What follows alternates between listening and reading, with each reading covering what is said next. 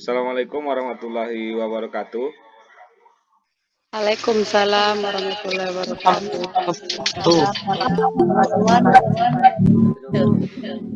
Puji syukur, marilah sama-sama kita ucapkan kehadirat Allah Subhanahu wa taala yang masih memberikan kita kesehatan dan kesempatan untuk melakukan aktivitas dalam kegiatan sehari-hari, termasuk pada saat sekarang ini kita sudah berada pada ruang virtual dalam kegiatan webinar pendidikan guru penggerak angkatan 7 sesuai dengan jadwal yang sudah kita tentukan.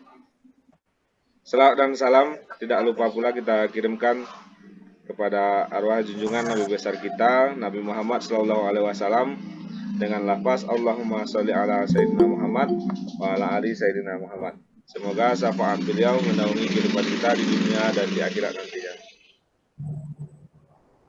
Pertama sekali saya ucapkan terima kasih banyak kepada Bapak Ibu rekan-rekan guru hebat yang pada saat ini sudah hadir dalam ruang virtual ini. Meskipun Bapak Ibu pada saat ini tentu mempunyai kesibukan masing-masing dengan rasa antusias yang cukup tinggi, tanpa reward atau tanpa sertifikat, Bapak Ibu tetap menyempatkan diri untuk hadir dalam kegiatan webinar ini. Mudah-mudahan apa yang kita lakukan hari ini dapat memberikan manfaat yang besar nantinya untuk kebaikan kompetensi diri kita dalam menjalankan tugas sehari-hari sebagai pendidik di sekolah maupun di masyarakat. Baik Bapak Ibu yang saya hormati, mungkin dari semua Bapak Ibu yang hadir dalam ruang virtual ini sudah kenal, sudah tahu dengan saya secara pribadi maupun dalam pekerjaan. Nah, pada hari ini saya sedang menjalankan tugas dalam pendidikan guru penggerak angkatan 7, di mana tugas tersebut yaitu melakukan kegiatan berbagi dengan rekan-rekan guru atau teman sejawat terkait dengan modul 1.4 yaitu tentang budaya positif. Nah, kegiatan ini diberikan pilihan dilaksanakan secara luring ataupun daring, mengingat beberapa hal atau mempertimbangkan beberapa hal, saya memilih untuk melakukan daring karena kalau dilaksanakan secara luring tentu kita membutuhkan tempat dan juga jangkauan yang tidak terlalu luas. Kalau luring mungkin hanya bisa dilaksanakan kepada rekan-rekan yang ada di sekolah saya sendiri, tapi kalau daring kita bisa menjangkau rekan-rekan yang ada di berbagai sekolah seperti yang kita lakukan sekarang ini. Baik Bapak Ibu, mengawali kegiatan kita pada hari ini, sejenak kita berdoa dalam hati masing-masing. Semoga Allah Subhanahu wa taala memberkahi apa yang kita lakukan dan diberi kelancaran hingga akhir kegiatan. Berdoa dimulai.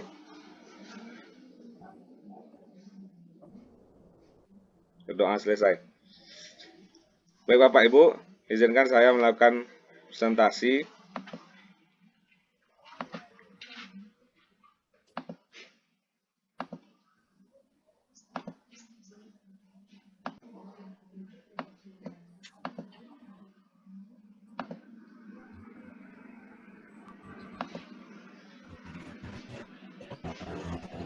Apakah presentasinya sudah bisa dilihat, Bapak Ibu? Sudah, Pak. Baik.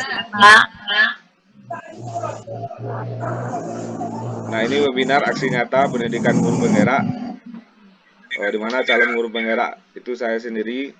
Kemudian diperkenalkan ada Ibu Fasilitator, ada Ibu Yuhelmi, kemudian pengajar praktiknya Ibu Yurnia Mestika. Nah, materi kita pada webinar hari ini yaitu tentang budaya positif.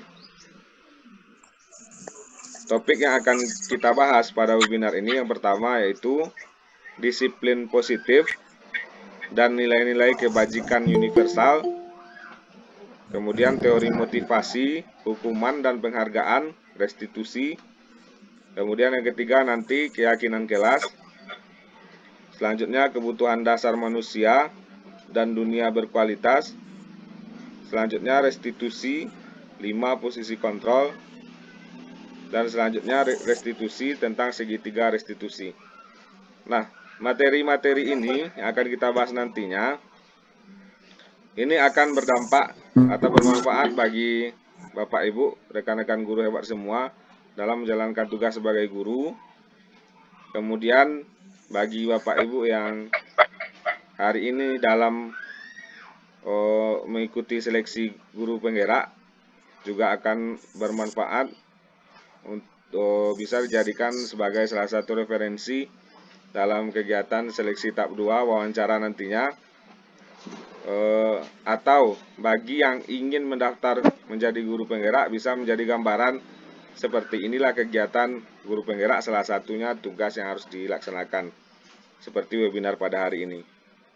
Jadi Bapak Ibu, kita mengikuti kegiatan dengan santai saja, tetapi tetap diambil materi-materi yang bermanfaat. Nantinya Bapak Ibu boleh juga menghidupkan kamera kalau memang keadaan memungkinkan, dan juga boleh mematikan jika keadaan tidak memungkinkan. Dan Bapak Ibu nanti juga akan diberi kesempatan untuk bertanya dan juga menanggapi pertanyaan dari teman-teman yang lainnya pada sesi yang nanti akan kita aturkan di selesai materi ini. Nah, kita mulai materi kita. Yang pertama itu disiplin positif dan nilai-nilai kebajikan universal. Nah, sebelum kita masuk ke materi, ini ada kegiatan. Nama kegiatannya kepalan tangan. Kegiatan ini dilakukan oleh 2 orang. Ini misalkan A dan B, atau Anda dengan teman Anda, atau Bapak Ibu dengan temannya Bapak Ibu. Nah, kita membayangkan saja dulu, sobeklah secari kertas kecil, kemudian tuliskan benda atau sesuatu yang sangat berharga untuk Anda. Kemudian letakkan di salah satu tangan Anda dan genggam benda atau sesuatu tersebut dengan segala daya. Buatlah sebuah kepalan tangan. Teman Anda atau yang B akan mencoba dengan sekuat tenaga dengan berbagai cara untuk meminta Anda memberikan benda tersebut. B bisa membujuk, mengancam, menghardik, merayu, menyuap, apa saja agar dapat membuka kepalan tangan Anda. Kemudian kita lihat apa yang akan terjadi.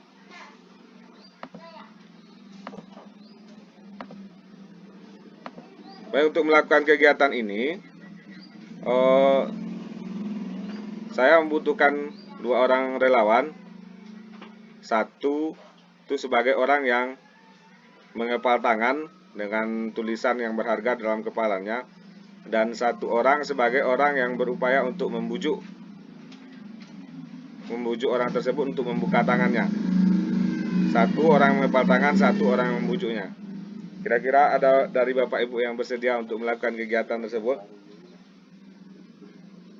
Yang membujuk nanti boleh merayu, boleh memaksa, atau boleh dengan cara apapun, supaya yang mengepal tangan itu mau membuka tangannya dan menyebutkan apa yang sudah dituliskan di dalam kepalannya. Meskipun kertasnya tidak dituliskan, tetapi cukup dibayangkan ada dalam pikiran Bapak Ibu saja apa sesuatu yang berharga yang ada di dalam kepalan tangan tersebut. Silakan, siapa yang mau bersedia? Kurang menyimak, Pak. Apa tadi itu, Pak? Saya Pak. Saya yang si tukang rayu ya Pak Inga. Baik. Itu ada dari Ibu Ermita, 1 orang lawan yang akan menjadi tukang rayu, tukang bujuknya. Sekarang siapa yang bersedia untuk menjadi orang yang mengepal tangannya, yang di dalamnya ada sesuatu yang sangat berharga.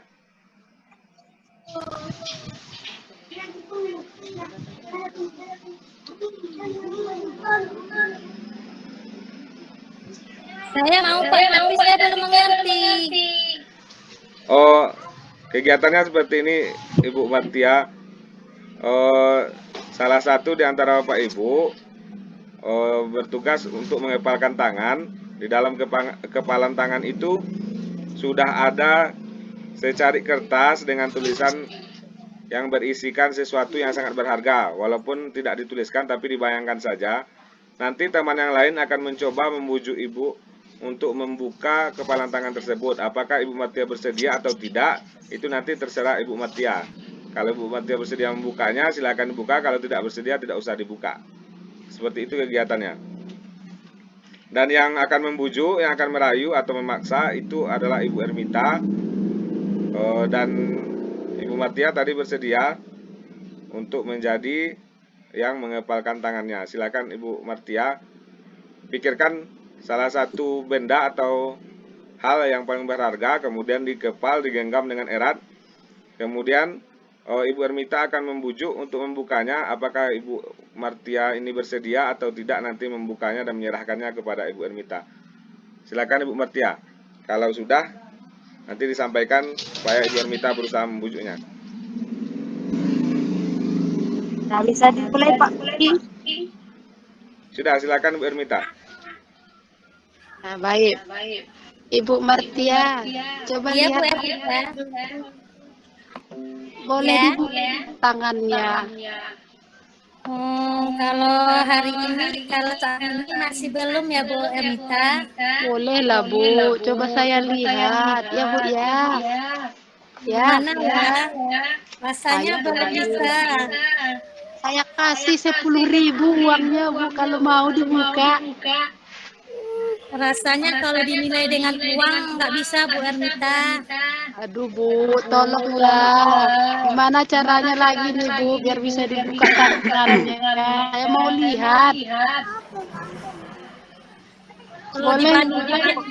kalau dibandingkan 20.000. dengan kalau 20.000. dibandingkan dengan uang Bu Ermita, lebih berharga yang saya genggam ini Bu Ermita. Nanti dikasih lagi Bu Tia. Kan tadi jawab ya 20.000 dikasih Bu beli bakso nanti bisa itu Bu. Masih Coba belum lagi bisa, masih belum bisa. saya paksa ya Bu ya. Mau atau tidak? Tidak. Ayo cepat. Udah lembut-lembut dibilang nggak mau, ini harus kasar lagi. Mau nggak Ibu Tia? Cepat. Kalau memaksa itu nggak boleh Bu Ermita.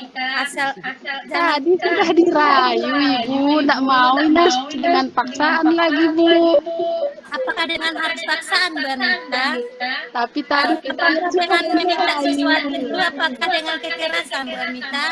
Tadi udah dicoba dengan dirayu ibunya nggak mau. Jadi sekarang harus dengan cara paksaan lagi Bu Tia. Baik, terima kasih. Baik, terima kasih kepada Ibu Ermita dan Ibu Martia Rozalina. Apresiasi yang luar biasa saya berikan kepada Ibu Ermita dan Ibu Martia Rozalina. Di mana Ibu Ermita tadi sudah berupaya semaksimal mungkin, sudah membujuk, sudah merayu, sudah memaksa juga. Dan Ibu Martia Rozalina tetap bertahan, tidak akan membuka kepalan tangannya dan menyerahkan kepada Ibu Ermita. Karena menurut Ibu Martia Rozalina, apa yang ada dalam genggamannya itu lebih berharga dari apapun. Nah, dari permainan ini, dari kegiatan ini, kita kembali kepada presentasi kita. Apakah Anda atau B membuka kepalan tangan Anda? Ternyata tidak. Mengapa alasan Anda atau B membuka kepalan tangan Anda? Tadi Bu Martia Rozalina tidak membuka. Malah Bu Martia Rozalina tetap menutup seperti yang poin kedua. Apakah Anda atau B menutup kepalan tangan Anda? Iya. Ibu Martia Rozalina menutup. Alasannya karena apa yang ada dalam genggaman tersebut lebih berharga. Nah, dari kegiatan ini yang ingin kita ketahui, sesungguhnya siapa yang memegang kendali atau kontrol untuk membuka atau menutup kepalan tangan? Orang yang merayu, membujuk atau memaksakah? Atau orang yang mempunyai kepalan tangan itu sendiri? Yang mempunyai Orang yang merayu, Pak Miki. Yang Orang yang mempunyai mengepal kontrol, tangan, Pak. orang Orang yang yang Kalau mengepal tangan, Pak. saya, Pak Miki, orang yang merayu. Ya sama Pak Miki, orang yang merayu juga. baik, ada dua pendapat. Coba kita pahami lagi, sesungguhnya siapa yang memegang kendali atau kontrol untuk membuka dan atau menutup kepalan tangan. Tadi ada dua pendapat, ada yang menyatakan yang mempunyai kontrol adalah orang yang mempunyai kepalan tangan, ada juga yang berpendapat bahwa yang mempunyai kontrol adalah orang yang membujuk, merayu, dan menghati. Kita lihat selanjutnya.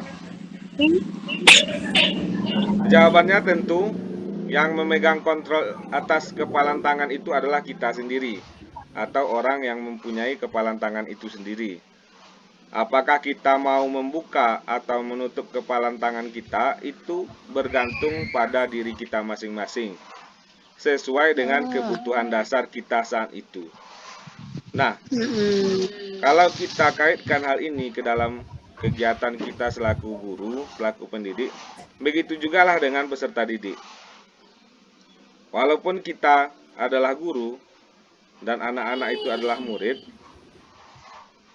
ketika mereka melakukan apa yang kita minta, maka secara langsung mereka sudah mengizinkan diri mereka sendiri untuk melakukannya. Kalau mereka tidak mengizinkan diri mereka untuk melakukan hal yang kita minta dengan cara apapun, meskipun kita bujuk, kita rayu, kita paksa, kalau mereka tidak mengizinkan diri mereka untuk melakukan sesuatu, maka itu tidak akan terjadi. Jadi kontrol itu sebenarnya ada pada diri orang yang melakukan hal tersebut, meskipun itu kepada anak-anak. Jadi kita sebagai orang yang merayu, membujuk, dalam hal ini kita sebagai guru tidak bisa sebenarnya memaksakan kehendak kita atau menyatakan bahwa murid akan melakukan apa yang diperintah oleh gurunya. Itu adalah paradigma yang salah. Murid melakukan sesuatu itu karena mereka sudah mengizinkan diri mereka untuk melakukan. Kalau mereka tidak bersedia untuk melakukan, meskipun gurunya, maka tidak akan dilakukan. Hal ini harus kita tanamkan. Mengapa demikian? Karena murid itu adalah manusia yang merdeka.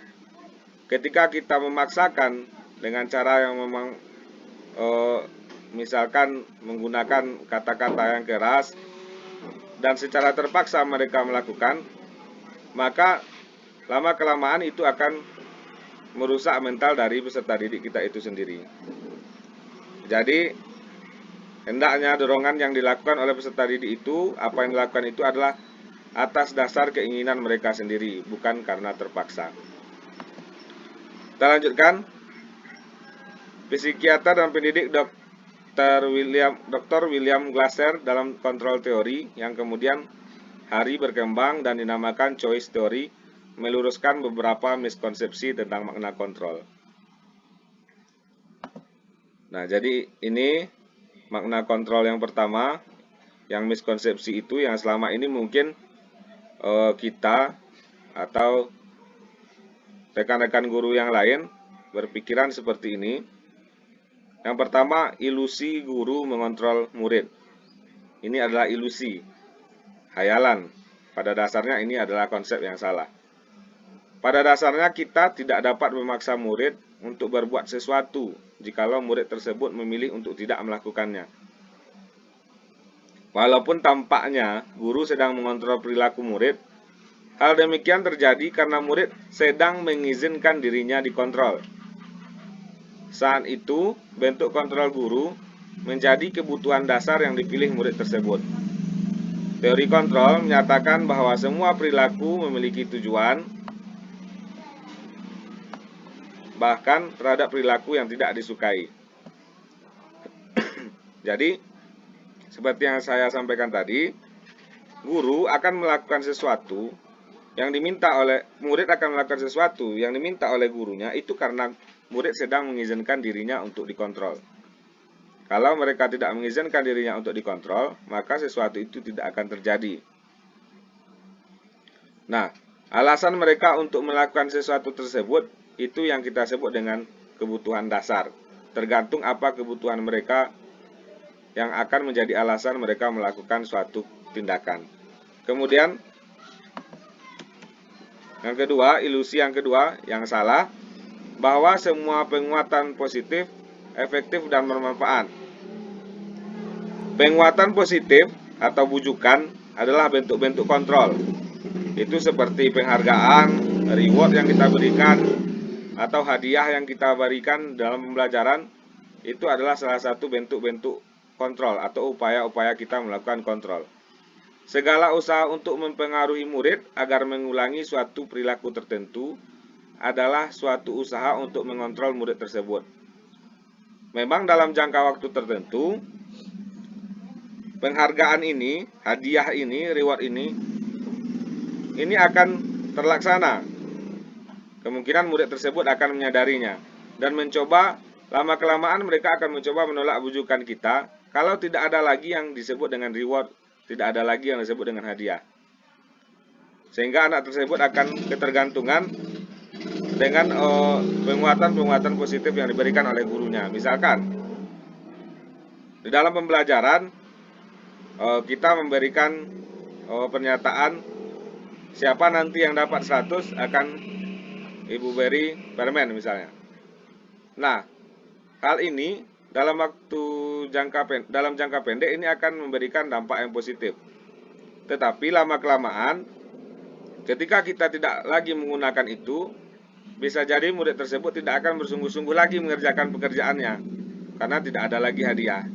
Sehingga lama-kelamaan murid tersebut akan menjadi ketergantungan dengan penghargaan, dengan hadiah tersebut. Nah, ini juga bukan merupakan sesuatu yang sebenarnya tidak baik untuk dilakukan kalau penggunaannya tidak tepat di dalam kelas.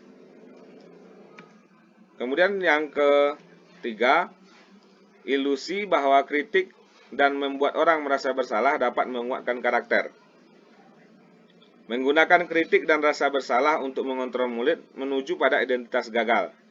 Mereka belajar untuk merasa buruk tentang diri mereka. Ini juga sering dilakukan oleh guru, apalagi mungkin guru yang ibu-ibu yang perempuan membuat rasa bersalah itu. Saya juga cukup sering mendengarnya dilakukan kepada murid-murid. Misalnya, ibu sudah capek-capek mengajarkan tetapi kamu tidak mendengar. Ibu sudah capek menerangkan tetapi kamu tidak mendengar. Apakah kamu tidak sayang kepada kepada gurumu? Kata-kata seperti itu adalah kata-kata pembuat rasa bersalah. Sehingga mereka akan merasa bahwa diri mereka adalah orang yang gagal karena telah mengecewakan orang yang mereka sayangi. Nah, hal seperti ini, paradigma seperti ini bahwa membuat orang merasa bersalah dapat menguatkan karakter itu sebenarnya tidak benar.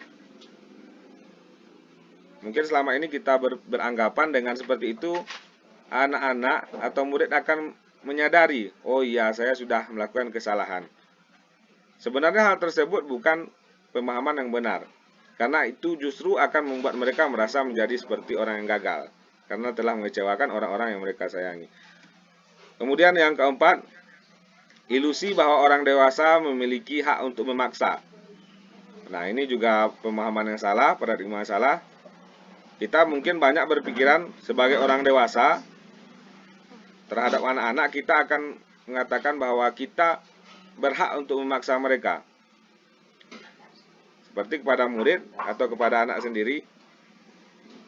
Kalau di rumah atau di rumah kepada anak sendiri, kita mungkin sering melakukan hal itu. Masih kecil sudah bisa seperti itu. Nah, itu kata-kata seperti itu sering keluar. Nah, itu sebenarnya juga bukan sesuatu yang pemahaman yang benar, karena setiap orang meskipun masih anak-anak itu mereka memiliki hak untuk melakukan sesuatu seperti kepalan tangan tadi. Jadi orang dewasa itu tidak benar bisa memaksa anak-anak atau siswa. Kemudian, nah itu 4 ilusi tadi tentang pemahaman kontrol yang salah. Kemudian kita lanjut materi selanjutnya tentang makna disiplin. Disiplin berasal dari bahasa Latin disiplina yang artinya belajar. Makna ini berkonotasi dengan disiplin diri dari murid-murid Sokrates dan Plato. Disiplin diri membuat orang menggali potensinya menuju sebuah tujuan apa yang dia hargai. Jadi disiplin diri itu membuat orang menggali potensinya menuju sebuah tujuan apa yang dia hargai. Jadi pemahaman yang mungkin miskonsepsi lagi selama ini, kalau dalam budaya kita mengartikan bahwa disiplin itu adalah sesuatu yang dilakukan seseorang pada orang lain untuk mendapatkan kepatuhan. Kecenderungan umum adalah menghubungkan kata disiplin dengan ketidaknyamanan, bukan dengan apa yang kita hargai atau pencapaian suatu tujuan mulia. Jadi selama ini sebenarnya disiplin itu artinya belajar. Itu dari bahasa Latinnya. Kalau disiplin diri sebenarnya itu adalah potensi untuk mencapai sebuah tujuan. Tapi selama ini kita mengartikan disiplin itu adalah patuh, sehingga kita sering mengaitkan kedisiplinan itu dengan ketidaknyamanan. Ketika kita mendengarkan kata disiplin, atau anak mendengarkan kata disiplin, yang terbayang oleh mereka adalah sesuatu yang tidak nyaman. Sama kita sebagai guru, ketika terjadi pergantian kepala sekolah, ketika diketahui menurut pemahaman kita kepala sekolah yang disiplin, maka akan muncul perasaan ketidaknyamanan. Sebenarnya itu bukan yang dimaksud dengan disiplin. Tetapi disiplin itu adalah potensi yang ada pada diri kita yang akan kita gunakan untuk mencapai sebuah tujuan atau apa yang kita hargai. Itu yang dimaksud dengan disiplin.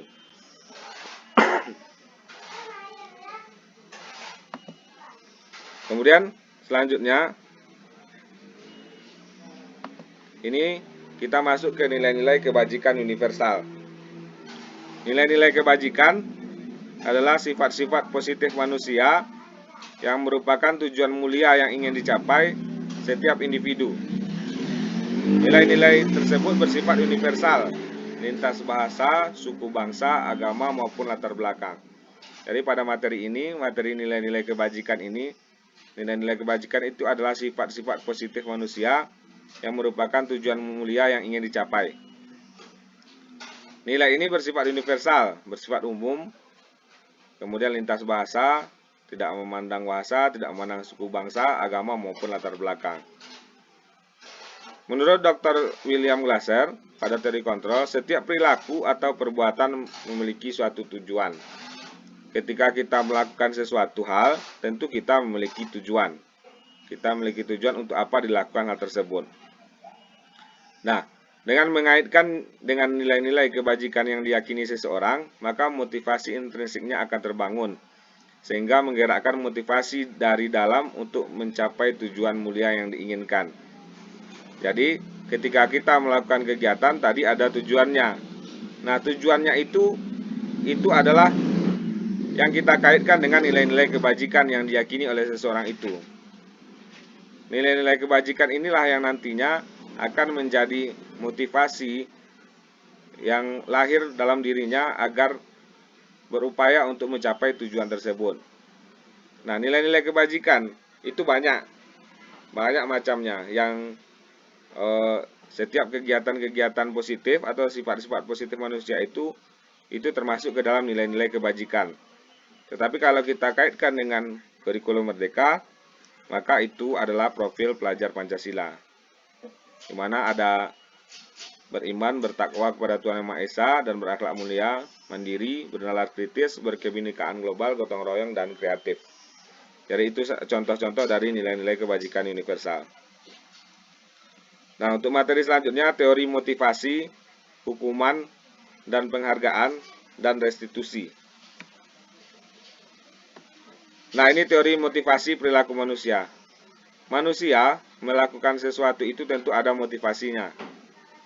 Ada alasan-alasan mengapa mereka melakukan suatu perbuatan atau suatu kegiatan. Yang pertama, ada individu yang melakukan kegiatan dengan motivasi untuk menghindari ketidaknyamanan atau menghindari hukuman. Ini mungkin banyak kita temukan di sekolah, dalam murid-murid kita. Mereka melakukan suatu aturan itu karena tidak mau dihukum atau takut dengan hukuman. Misalkan diminta untuk mengerjakan tugas. Kalau biasanya kita menggunakan hukuman, kalau tidak selesai disuruh berdiri di depan kelas. Maka ada murid itu yang akan melakukan kegiatan atau membuat tugasnya untuk menghindari hukuman. Itu motivasinya motivasi eksternal atau motivasi yang berasal dari luar diri. Kemudian yang kedua, ada motivasi seseorang itu melakukan sesuatu untuk mendapatkan imbalan dari orang lain. Itu seperti yang saya sampaikan tadi, seperti penghargaan dan hadiah. Mungkin ada beberapa orang murid yang mau melakukan sesuatu. Kalau kita misalkan mengerjakan tugas tadi, serius mengerjakan tugas ketika ingin mendapatkan imbalan dari orang lain, atau ingin mendapatkan imbalan dari gurunya. Ini juga merupakan motivasi eksternal yang berasal dari luar diri. Nah, kedua motivasi tersebut itu bersifat jangka pendek. Seperti yang saya sampaikan tadi, bukan berasal dari diri mereka masing-masing. Nah, ketika kedua hal ini tidak ada lagi, ketika hukuman atau penghargaan tidak ada lagi, maka mungkin mereka tidak akan melakukan kegiatan yang sama ketika ada hukuman atau penghargaan. Jadi motivasi yang baik untuk tertanam di dalam diri manusia itu, termasuk di murid-murid atau peserta didik, yaitu mereka melakukan kegiatan untuk menghargai diri sendiri. Artinya mereka secara sadar menyadari bahwa mengerjakan tugas adalah memang kewajiban mereka sebagai seorang murid, tanpa ada takut hukuman, tanpa ada ingin imbalan. Nah, itu yang dimaksud dengan motivasi internal. Dan inilah tujuan dari disiplin positif. Inilah yang diharapkan dari peserta didik itu akan tertanam, akan menjadi membudaya nantinya agar mereka memiliki motivasi internal untuk melakukan sesuatu tanpa ada paksaan, tanpa ada hukuman, tanpa ada penghargaan. Nah, ini ada perbedaan antara hukuman dan konsekuensi. Nah, di tindakan pertama, mencatat 100 kali di dalam buku kalimat "saya tidak akan terlambat lagi karena terlambat sekolah". Ini termasuk kepada bentuk hukuman. Lari mengelilingi lapangan basket 2 kali karena terlambat hadir di sekolah. Itu termasuk hukuman. Murid diminta push up 15 kali karena tidak menggunakan masker ke sekolah. Itu termasuk hukuman. Kemudian menggantikan kertas tugas teman yang telah dicoret-coret, itu konsekuensi. Membersihkan tumpahan air di meja tulis karena tersenggol pada saat belajar, itu konsekuensi. Murid disuruh untuk mengenakan sepatu seharian di sekolah karena tidak mengenakan sepatu hitam, itu termasuk hukuman. Kemudian lari mengelilingi lapangan basket 2 kali karena terlambat 10 menit untuk pelajaran PJOK, itu termasuk konsekuensi. Mungkin selama ini kita memiliki pemahaman bahwa hukuman dan konsekuensi itu adalah hal yang sama. Nah, jika melihat dari perbedaan tindakan guru dan jenis hukuman atau konsekuensinya ini, mungkin ada di antara Bapak Ibu yang bisa menyebutkan apa sebenarnya yang membedakan hukuman dengan konsekuensi.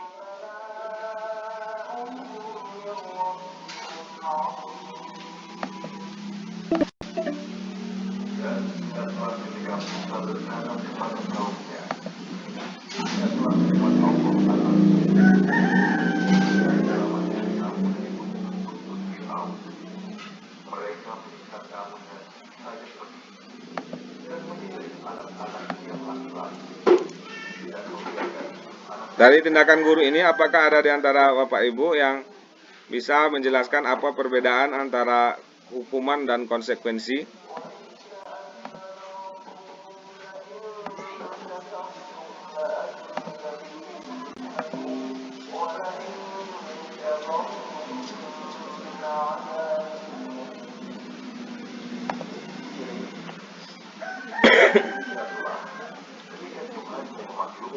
Nah, kalau tidak ada, kita lanjutkan.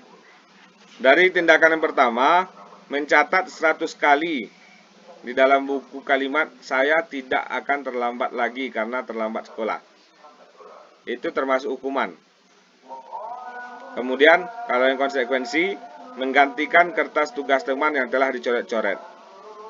Hukuman, seperti yang dicontohkan pada tindakan guru yang pertama, mencatat 100 kali di dalam buku karena terlambat, itu sama sekali tidak ada hubungannya. Anak terlambat disuruh mencatat 100 kali, maka itu sama sekali tidak berhubungan. Ketika hal ini dilakukan, itulah yang disebut dengan hukuman. Sama dengan yang kedua, lari mengelilingi lapangan basket 2 kali karena terlambat hadir di sekolah. Tidak ada hubungannya terlambat dengan lari. Kemudian murid diminta untuk push up 15 kali karena tidak menggunakan masker. Tidak ada hubungannya masker dengan push up. Kalau yang konsekuensi, menggantikan kertas tugas teman yang telah dicoret-coret. Ini berhubungan, karena kertas teman yang dicoret, maka dia harus menggantinya. Kemudian membersihkan tumpahan air di meja karena tersenggol pada saat belajar. Nah, itu konsekuensi, karena dia diminta untuk melakukan bertanggung jawab atas pelanggaran yang sudah dilakukan. Kemudian murid disuruh untuk menggunakan sepatu seharian di sekolah karena tidak mengenakan sepatu hitam. Itu juga tidak ada hubungannya. Nah, ini perbedaan antara kegiatan tindakan kedua tadi dengan yang terakhir ini. Lari mengelilingi lapangan basket 2 kali karena terlambat 10 menit untuk pelajaran PJOK. Kenapa ini konsekuensi? Karena lari itu berhubungan dengan PJOK. Nah, ini perbedaan hukuman dengan konsekuensi. Nah, penghargaan itu bukannya tidak bisa dilakukan atau tidak boleh dilakukan, tetapi lebih kepada bentuk apresiasi. Tadi kita sudah melihat hukuman, melihat konsekuensi, sekarang kita melihat penghargaan lagi. Penghargaan itu boleh diberikan, tetapi dalam bentuk apresiasi. Dalam memberikan apresiasi atau pengakuan, perlu diingat beberapa hal. Beri pengakuan secara khusus, itu yang pertama. Jadi ketika kita memberikan apresiasi kepada murid, maka kita harus memberikannya secara khusus. Secara khusus ini dijelaskan apresiasinya itu dengan rinci. Kemudian beri pengakuan secara pribadi. Diberi pengakuan kepada orangnya langsung. Jangan diberi pengakuan terhadap satu orang di hadapan semua murid. Itu akan merusak mental murid-murid yang lain. Kalau kita ingin memberikan apresiasi, silakan beri apresiasi secara pribadi. Langsung kepada orang yang bersangkutan. Kemudian beri pengakuan kepada semua murid. Kalau ingin memberi kepada semua murid, maka berilah secara bergantian. Jangan beri pengakuan secara pribadi di depan teman-temannya yang lain, sementara yang lain tidak mendapatkan apresiasi. Kalau ingin memberikan apresiasi di dalam kelas dengan suara yang lantang, misalnya di depan semua murid, maka semuanya harus diberikan apresiasi. Kemudian beri pengakuan secara konsisten. Yang terakhir, fokus pada proses. Nah, ini contoh pengakuan atau apresiasi kebajikan. Ini tadi katanya apresiasi itu harus diberikan secara khusus. Nah, secara khusus ini kita harus memberikan kegiatannya itu jelas.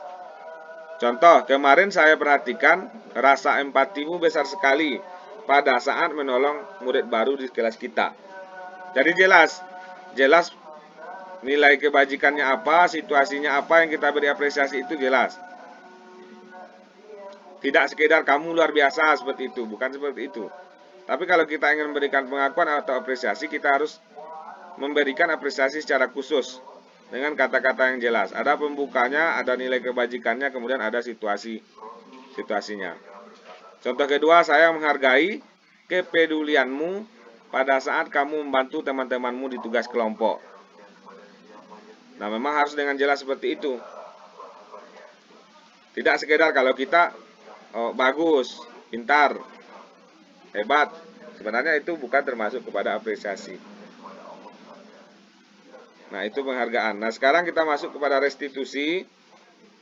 Restitusi adalah proses menciptakan kondisi bagi murid untuk memperbaiki kesalahan mereka, sehingga mereka bisa kembali pada kelompok mereka dengan karakter yang lebih kuat.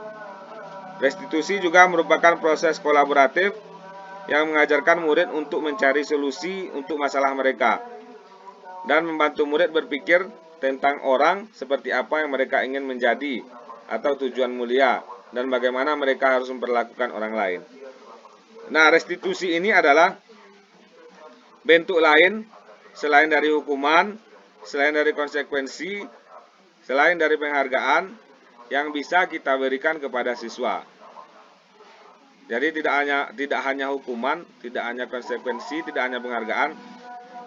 Ada bentuk lain yang bisa kita berikan kepada anak, yaitu disebut dengan restitusi. Nah, bagaimana restitusi itu? Nah, ini ciri-ciri restitusi. Dalam restitusi ini, ketika anak melakukan kesalahan, dilakukan bukan untuk menebus kesalahan, namun untuk belajar dari kesalahan. Nah, restitusi ini bukan untuk merusak hubungan, tetapi memperbaiki hubungan. Yang ketiga, restitusi itu berbentuk tawaran, tidak ada paksaan. Restitusi menuntun untuk melihat ke dalam diri. Kemudian restitusi mencari kebutuhan dasar yang mendasari tindakan. Kemudian restitusi diri adalah cara yang paling baik. Selanjutnya restitusi fokus pada karakter, bukan tindakan. Kemudian restitusi fokus pada solusi. Dan terakhir restitusi mengembalikan murid yang berbuat salah pada kelompoknya. Nanti kita akan pelajari lebih lanjut tentang restitusi. Nah, sekarang kita masuk terlebih dahulu kepada keyakinan kelas. Ini adalah salah satu bentuk yang saya sendiri baru menemukan selama pendidikan guru penggerak ini. Ini disebut dengan keyakinan kelas. Keyakinan yaitu nilai-nilai kebajikan universal yang disepakati secara tersirat dan tersurat, lepas dari latar belakang suku, negara, bahasa, maupun agama. Keyakinan kelas ini mungkin kalau kita sekilas melihat itu mirip dengan peraturan kelas. Namun sebenarnya kedua hal ini adalah dua hal yang berbeda. Peraturan kelas dengan keyakinan kelas adalah sesuatu yang berbeda. Ini ada beberapa pertanyaan. Mengapa kita memiliki peraturan 3M? Menggunakan masker, mencuci tangan, dan menjaga jarak 1,5 meter. Mengapa kita memiliki peraturan harus menggunakan helm bila mengendarai kendaraan roda 2? Dan ketiga, mengapa kita memiliki peraturan harus datang tepat waktu pada saat mengikuti pelatihan? Kira-kira Bapak Ibu, untuk pertanyaan yang pertama, mengapa kita memiliki peraturan 3M ini pada masa COVID? Mengapa kita harus menggunakan masker, mencuci tangan, dan menjaga jarak 1,5 meter? Kira-kira apa alasannya? Atau keyakinan sekolah? Jadi tadi keyakinan kelas itu berbeda dengan peraturan kelas. Jadi di keyakinan kelas ini itu lebih bersifat lebih abstrak daripada peraturan. Kalau peraturan kan lebih rinci dan lebih konkret. Kalau di keyakinan kelas itu bersifat lebih abstrak atau lebih umum. Kemudian keyakinan kelas berupa pernyataan-pernyataan yang universal, pernyataan-pernyataan umum. Nanti kita lihat bagaimana contoh keyakinan kelas. Kemudian pernyataan keyakinan kelas senantiasa dibuat dalam bentuk positif. Selanjutnya, keyakinan kelas hendaknya tidak terlalu banyak, sehingga mudah diingat dan dipahami oleh semua warga kelas. Selanjutnya, keyakinan kelas tersebut sebaiknya sesuatu yang dapat diterapkan di lingkungan. Kemudian, semua warga kelas hendaknya ikut berkontribusi dalam pembuatan keyakinan kelas lewat curah pendapat. Kemudian terakhir, bersedia meninjau kembali keyakinan kelas dari waktu ke waktu.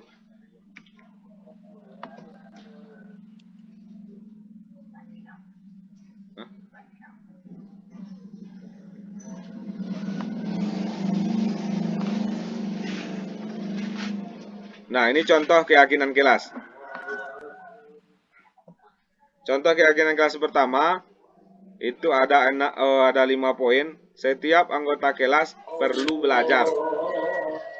Mungkin kalau di peraturan kelas, biasanya kita membuat siswa atau peserta didik mulai belajar pukul 7.30 sampai 12.30. Nah, biasanya itu peraturan.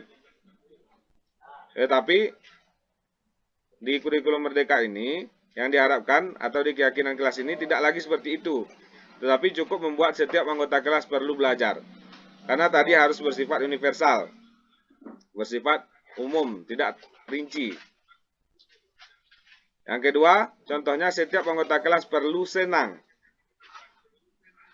Nah, ini lebih kepada, kalau di peraturannya mungkin ketertiban.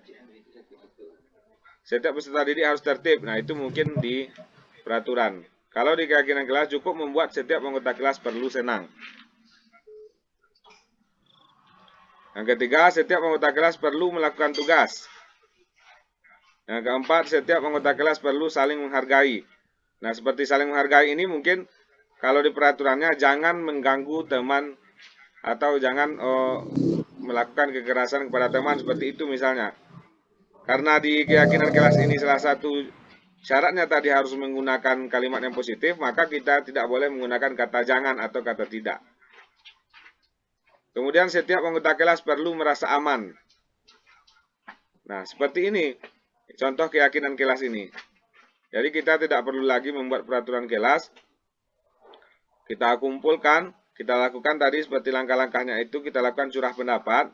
Kita tanya kepada peserta didik apa kebutuhan mereka, apa yang mereka inginkan dalam belajar. Setelah itu kita kumpulkan, kemudian baru kita kotak-kotakkan, kita masukkan ke dalam kategori. Kategori yang sama kita jadikan satu. Misalkan ketika ditanya si A maunya apa di kelas itu. Misalkan si A ingin pembelajaran di kelas itu banyak menggunakan metode bermain katanya. Kemudian si B ditanya maunya apa. Si B misalkan maunya di kelas itu banyak terdapat lukisan-lukisan seperti itu.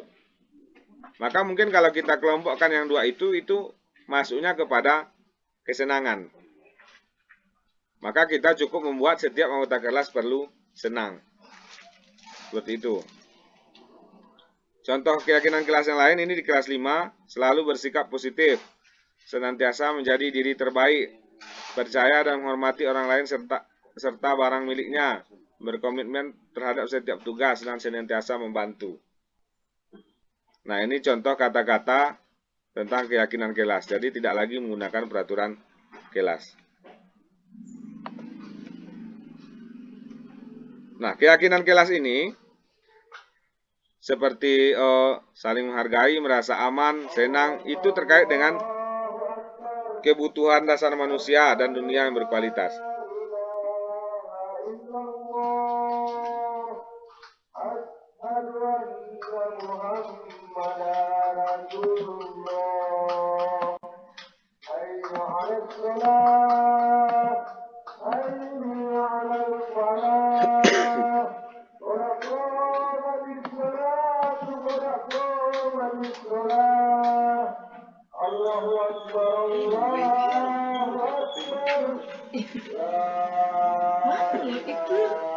Sadar udah masuk Sadar. di kamera ini bujir apa beda? Sengaja ini. Patuh. Baik, kita lanjutkan.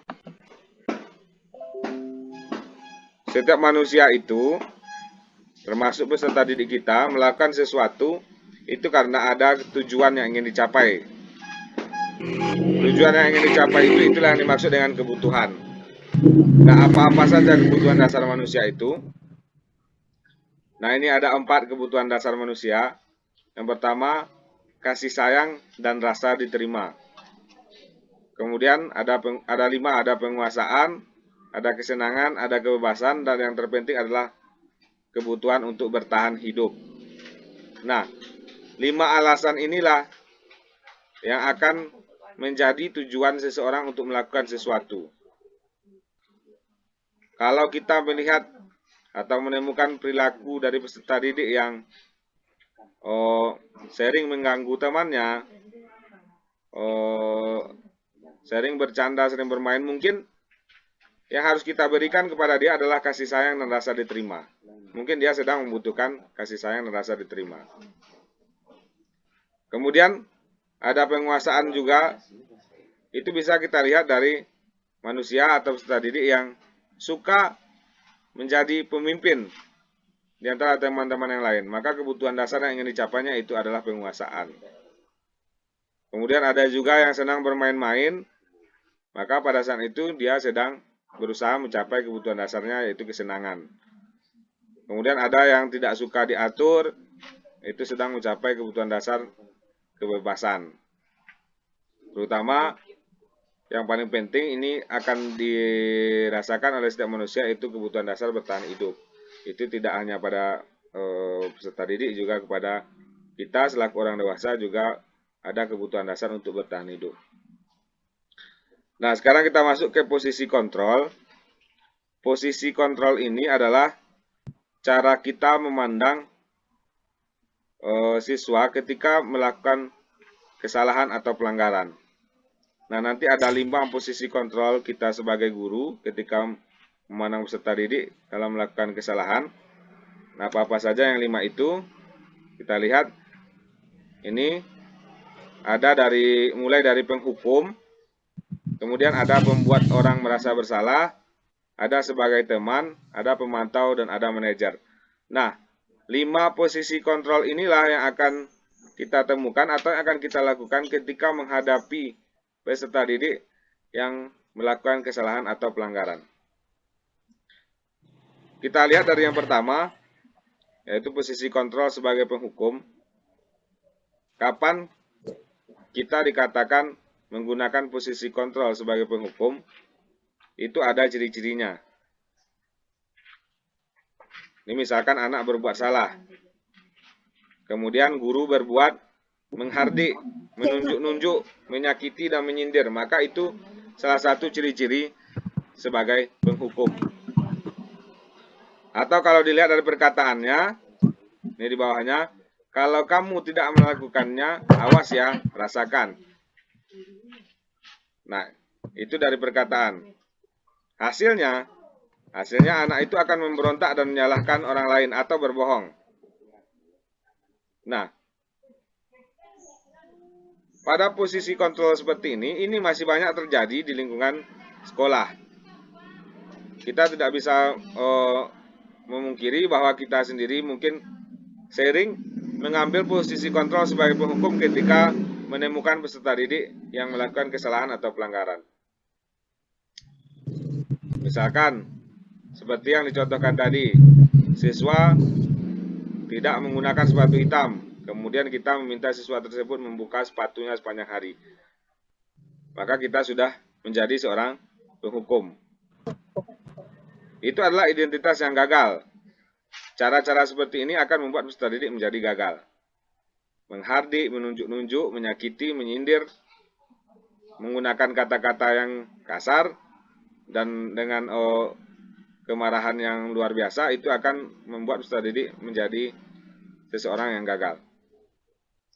Kemudian, lebih baik dari itu sedikit, yaitu membuat orang merasa bersalah.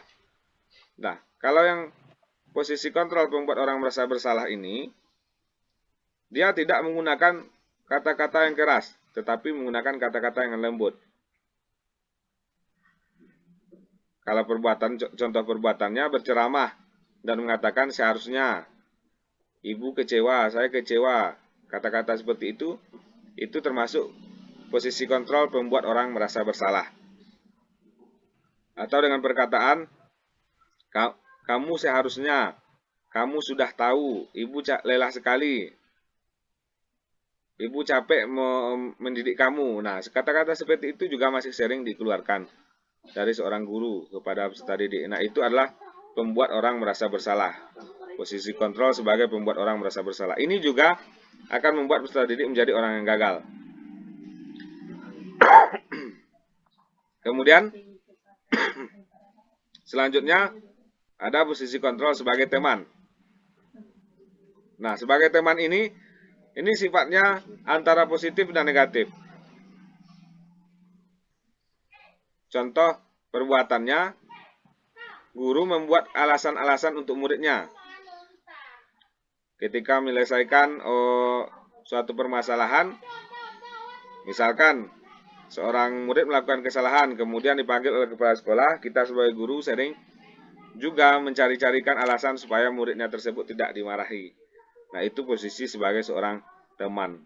Namun, kebiasaan seperti ini dalam jangka panjang juga akan menimbulkan efek ketergantungan bagi siswa.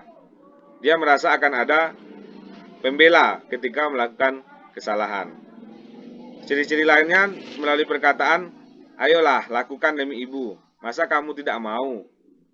Ingat tidak ibu pernah bantu kamu? Nah, kata-kata seperti itu adalah kata-kata seorang teman. Kita bisa juga menjadi teman, tetapi hal ini akan menimbulkan ketergantungan bagi siswa. Selanjutnya, yang keempat itu posisi kontrol sebagai pemantau. Nah, sebagai pemantau ini, kegiatan yang kita lakukan itu biasanya menghitung dan mengukur. Nah, yang dihitung dan diukur itu berdasarkan aturan yang ada. Peraturannya apa? Ketika seseorang melakukan kesalahan, bagaimana peraturannya? Apa sanksinya? Kalau terlambat, ini sanksinya sesuai aturan. Nah, laksanakan seperti itu. Nah, itu sebagai seorang pemantau. Nah, yang ingin dicapai pada seorang guru sebenarnya adalah posisi kontrol sebagai manajer yang terakhir. Yang kita buat sebagai seorang manajer yaitu mengajukan pertanyaan-pertanyaan. Kemudian berkata apa yang kita yakini, apa yang bisa kau kerjakan untuk memperbaiki masalah ini. Nah, sebagai manajer ini kita mencarikan solusi atau mengajukan pertanyaan-pertanyaan yang nantinya akan menghasilkan solusi. Solusinya itu datang dari peserta didik yang melakukan kesalahan itu sendiri, bukan dari kita. Nah, bagaimana langkah-langkahnya nanti kita akan lihat setelah ini.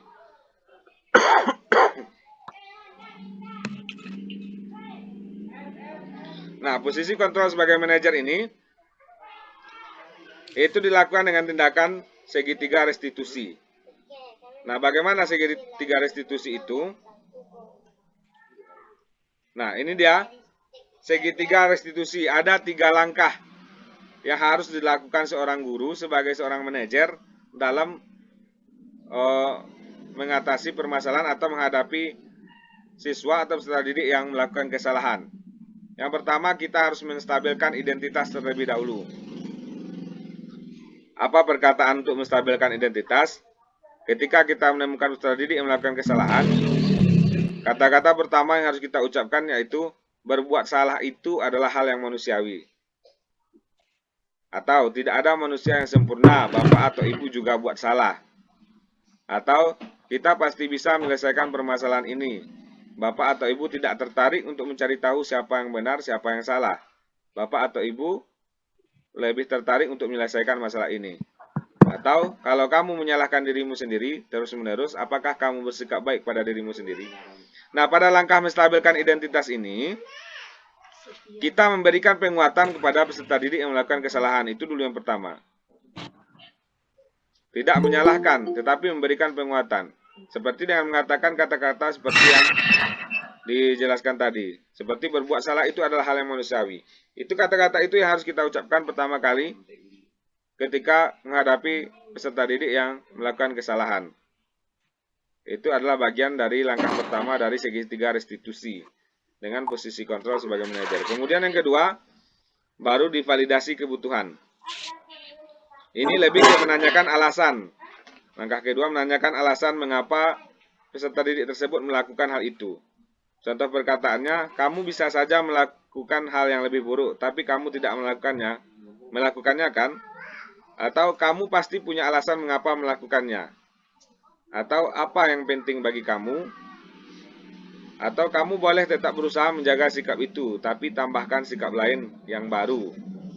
Nah, kata-kata seperti ini kita mencari tahu apa alasan-alasan mereka melakukan kesalahan.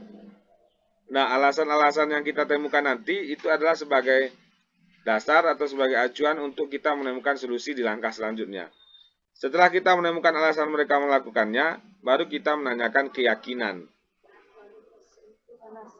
Apa nilai yang kita percaya di sekolah kita ini? Nah, tanyakan lagi tentang nilai-nilai yang sudah kita sepakati tadi. Nilai-nilai universal apa yang telah kita sepakati? Kelas yang ideal itu seperti apa sih? Kamu ingin jadi anak seperti apa? Apa yang kamu rasakan? Ketika kamu lakukan itu, kamu menjadi seseorang yang seperti apa? Nah, dalam menanyakan keyakinan ini, nanti akan diarahkan kepada solusi. Ada pertanyaan lain, apa yang harus kita lakukan untuk mengatasi masalah ini? Jadi solusinya itu ditawarkan kepada mereka sendiri. Contoh ketika ketika dua orang anak bertengkar, kemudian dipanggil, kalau kita ulang dari pertama tadi, kita menanyakan dulu, misalkan, Bapak tidak tertarik untuk mencari tahu siapa yang benar, siapa yang salah, tetapi Bapak lebih tertarik untuk menyelesaikan masalah ini. Itu langkah pertamanya. Kemudian langkah kedua, tanyakan apa alasan mereka sampai bertengkar. Misalkan, karena si A mencoret buku si B, misalkan. Setelah diketahui alasan itu, baru masuk kita yang ketiga. Tanyakan kepada peserta didik itu. Kalau sudah dicoret, tanyakan kepada yang bukunya dicoret itu, kamu mau apa? Mau diapakan buku kamu yang sudah dicoret ini? Kemudian tanya pula kepada si pencoret, apa yang bisa kamu lakukan untuk menyelesaikan masalah ini? Nah, dari pertanyaan-pertanyaan itu nanti akan muncul solusi-solusi yang ditawarkan oleh peserta didik sendiri. Misalkan si A menjawab, saya akan menghapusnya menggunakan tip X misalnya, kata yang mencoret. Tanya si B, apakah si B setuju? Kalau mereka setuju, baru dilaksanakan. Dengan seperti itu, maka peserta didik itu tidak akan merasa terpaksa atas keputusannya sendiri. Karena mereka sendiri yang mencarikan solusinya, bukan dari gurunya. Nah, langkah-langkah restitusi seperti inilah yang seharusnya kita lakukan di sekolah, yang harus diterapkan di sekolah ketika menghadapi peserta didik yang melakukan kesalahan atau pelanggaran. Jadi, kalau selama ini kita menghadapi peserta didik yang melakukan kesalahan, kita yang mencarikan solusinya, bahkan mungkin kita sering berada pada posisi penghukum seperti yang dijelaskan tadi. Nah, seharusnya itu tidak seperti itu lagi, karena itu akan membuat peserta didik menjadi orang yang gagal.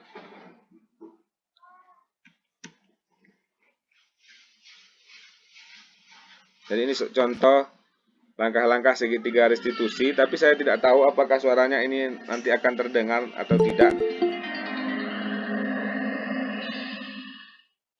Apakah suara videonya terdengar? Terdengar?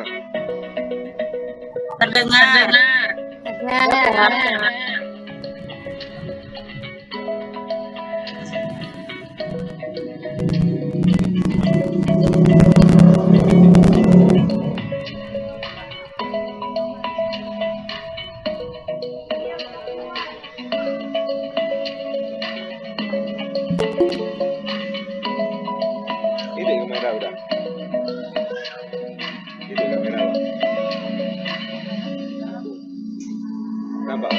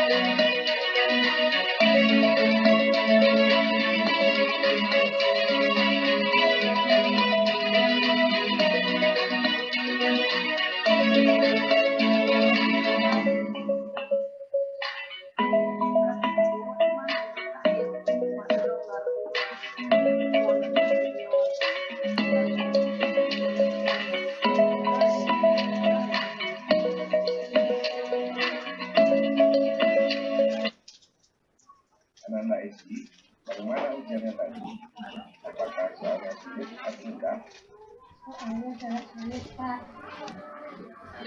Bapak tidak menyalahkan karena berbuat salah adalah hal yang wajar. Tapi kalau tidak salah, Bapak tadi melihat Eci mencontek kepada teman yang ada di sebelah Eci. Apakah penglihatan Bapak itu benar? Iya, Pak. Kalau Bapak boleh tahu, mengapa Eci melakukan hal tersebut? Saya tidak dapat menjawab persoalan ujian, Pak. Padahal saya ingin mendapatkan nilai yang sangat tinggi, Pak. Bagus, kalau Anda ingin mendapatkan tapi apakah dengan cara mencontek itu sudah sesuai dengan kesepakatan kelas yang telah kita buat? Tidak, Pak. Yang saya lakukan belum sesuai dengan kesepakatan kelas, Pak. Jadi, bagaimana solusinya supaya Eci bisa dapat nilai tinggi tanpa harus mencontek lagi? Saya akan belajar lebih giat, Pak. Bagus, kalau Anda berniat untuk belajar lebih giat lagi, Bapak doakan kamu berkembang menjadi lebih baik. Jika nanti kamu merasa ada kendala dalam belajar, Anda Eci boleh menyuruh Bapak baik di sekolah maupun di rumah. Baik, Pak. Terima kasih.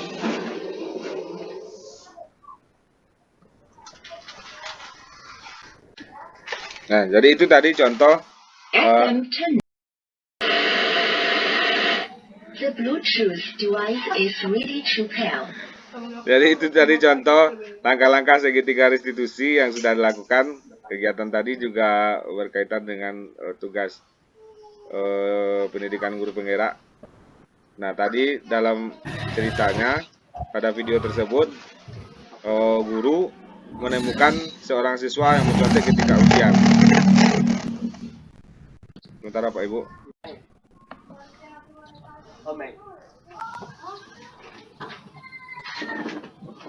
The Bluetooth device is ready to pair.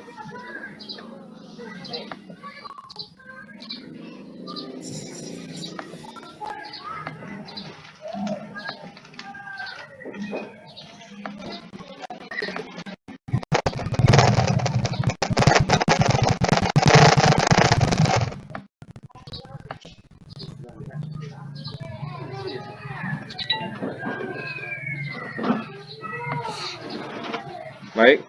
Nah, ketika ditemukan seorang murid yang mencontoh seperti itu, langkah pertama tadi menstabilkan identitas dari langkah restitusi itu. Yang harus kita tanyakan terlebih dahulu, yang harus kita katakan terlebih dahulu, mengatakan bahwa kita tidak akan memarahi mereka karena kesalahan yang sudah mereka buat. Kemudian yang kedua, baru kita tanyakan apa alasan mereka untuk melakukan kesalahan tersebut. Dari contoh tadi, murid mengatakan bahwa dia ingin mendapatkan nilai yang tinggi, makanya dia mencontek kepada teman yang sebelah. Nah, kemudian yang ketiga baru kita tanyakan kepada peserta didik itu sendiri apakah hal tersebut sudah sesuai dengan keyakinan kelas yang dibuat.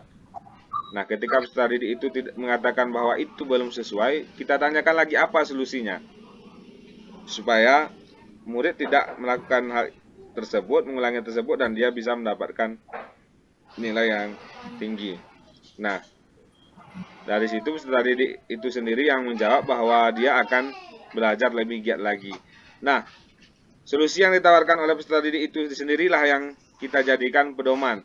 Ketika suatu saat nanti atau kemudian hari terjadi lagi kesalahan yang sama, maka kita kembalikan solusi yang sudah dipilih oleh peserta didik itu sendiri kepada yang bersangkutan. Berarti kemarin kan kita sudah sepakat bahwa tidak akan mencontek lagi. Nah, dengan cara seperti itu yang seharusnya kita lakukan dalam mengatasi masalah atau menghadapi peserta didik yang melakukan kesalahan.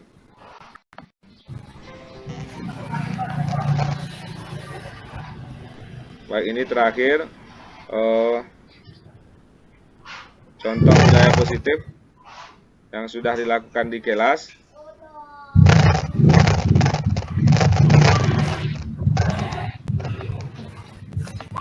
Tunggu sebentar ya Bapak Ibu, ini speakernya bermasalah.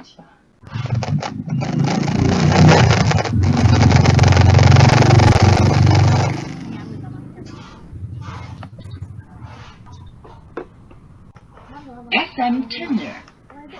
The Bluetooth device is ready to pair.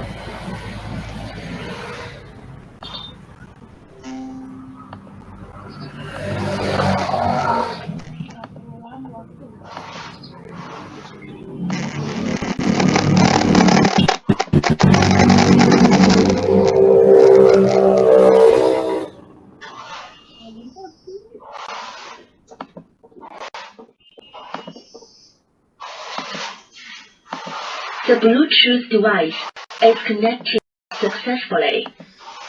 The Bluetooth device is ready to pair.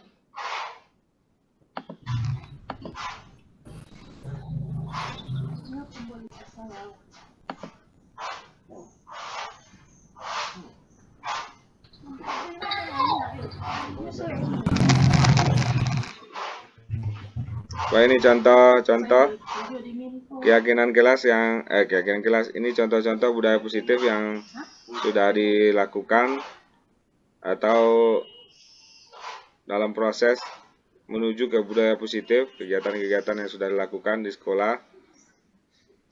Ini membuat keyakinan kelas, membudayakan gambar membaca.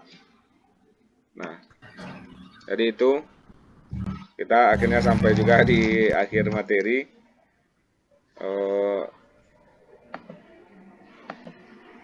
Untuk materinya kita cukupkan sampai di sini. Untuk selanjutnya dipersilakan jika ada pertanyaan dari Bapak Ibu peserta webinar pada hari ini, dipersilakan untuk langsung bertanya.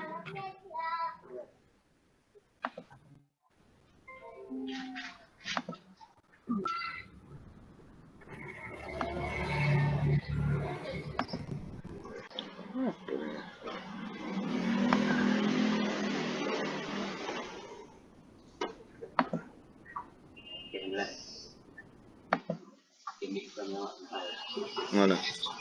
The Bluetooth device connected successfully.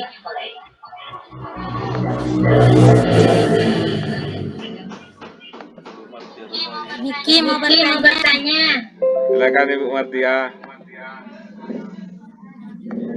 Baiklah, Pak Miki, dengan waktu untuk memberi pertanyaan. Coba, sebentar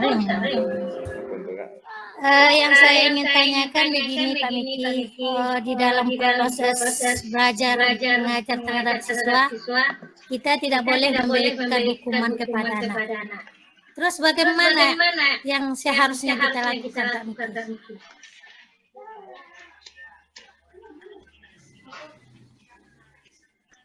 Baik, terima kasih kepada Ibu Martia Rozalina yang sudah memberikan pertanyaan terkait dengan pemberian hukuman dan penghargaan tadi yang tidak boleh dilakukan.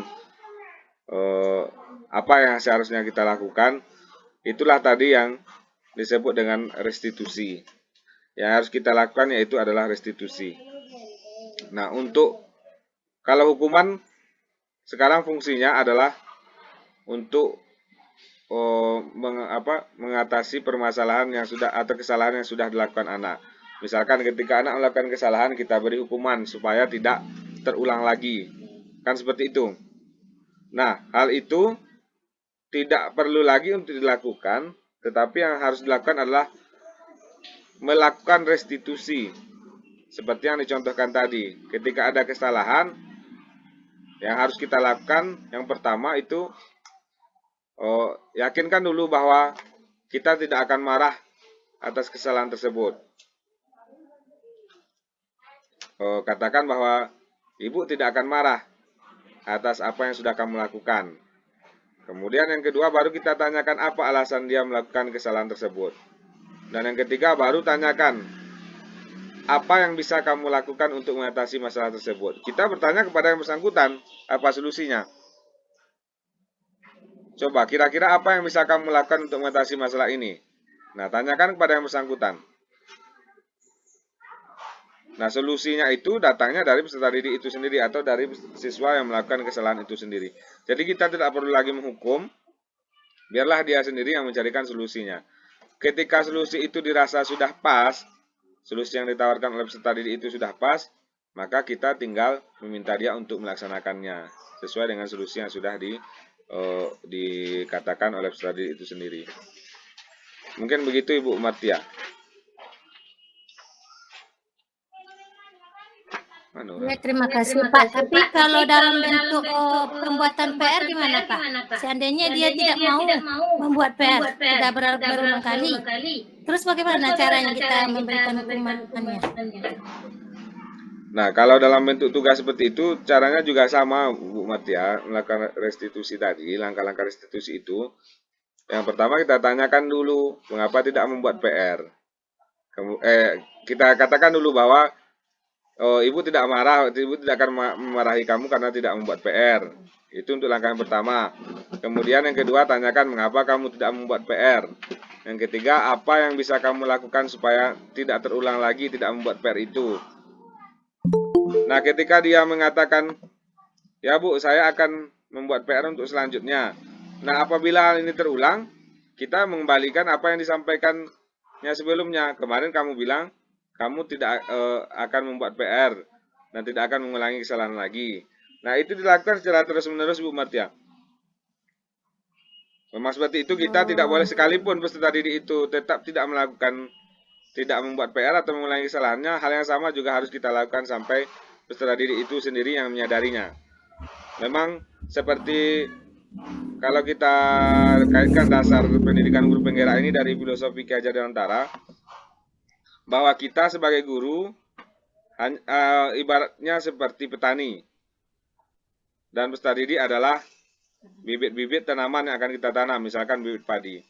Jadi tugas kita sebenarnya hanya menanam, merawat, tetapi kita tidak boleh menuntut hasilnya. Jadi kita berupaya semaksimal mungkin, apa upaya yang maksimal kita lakukan, tetapi kalau hasilnya tetap tidak baik, itu bukan lagi merupakan tanggung jawab kita. Jadi kita tidak boleh memaksakan hasilnya, kita cukup untuk memaksimalkan upayanya. Begitu Ibu Martia. Ya, makasih Pak. Silakan Bapak Ibu yang lain jika ada pertanyaan. Memang kalau kita kaitkan, kita sambung dengan yang tadi, sebenarnya kita kan masih sering berpikir bahwa apa yang kita punya, apa yang kita miliki, apa yang kita ketahui, diharapkan peserta didiknya juga mempunyai hal yang sama. Misalnya ilmu yang kita miliki, kita sangat berharap peserta didik juga memiliki hal yang sama ketika sudah diajarkan. Sebenarnya hal-hal seperti itu merupakan sesuatu yang kurang tepat kalau kita kaji dari filosofi Ki Hajar Dewantara tadi. Kita tidak bisa memaksakan apa yang kita miliki juga dimiliki oleh anak. Tugas kita sebagai guru hanya berupaya melakukan usaha semaksimal mungkin. Yang hasilnya itu sudah di luar kekuasaan kita. Kita tidak boleh menuntut terlalu tinggi, apalagi terkait nilai, terutama di kurikulum Merdeka ini. Untuk penilaian kognitif, sepertinya sudah tidak lagi merupakan suatu acuan yang wajib seperti KKM pada kurikulum 2013, sekarang kan tidak lagi wajib. Jadi kita tidak boleh menggunakan nilai atau hal-hal yang berbentuk angka seperti itu sebagai acuan. Memang mungkin pembiasaan seperti ini cukup sulit. Dalam artinya kebiasaan kita menggunakan nilai sebagai acuan, sepertinya di kurikulum Merdeka ini sudah tidak lagi menjadi sesuatu yang penting, begitulah kalau untuk nilai. Jadi tugas kita sebagai guru hanya melakukan sebaik mungkin apa tupoksi kita sebagai guru. Kita berupaya, tetapi tidak boleh menuntut hasil. Silakan jika ada pertanyaan lain.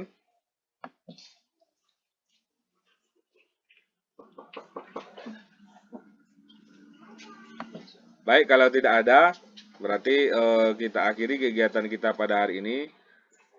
Sekali lagi saya ucapkan terima kasih banyak kepada Bapak Ibu, rekan-rekan guru yang sudah meluangkan waktu untuk hadir dalam kegiatan webinar ini. Terakhir saya ucapkan alhamdulillah. Assalamualaikum warahmatullahi wabarakatuh. Waalaikumsalam. Warahmatullahi wabarakatuh.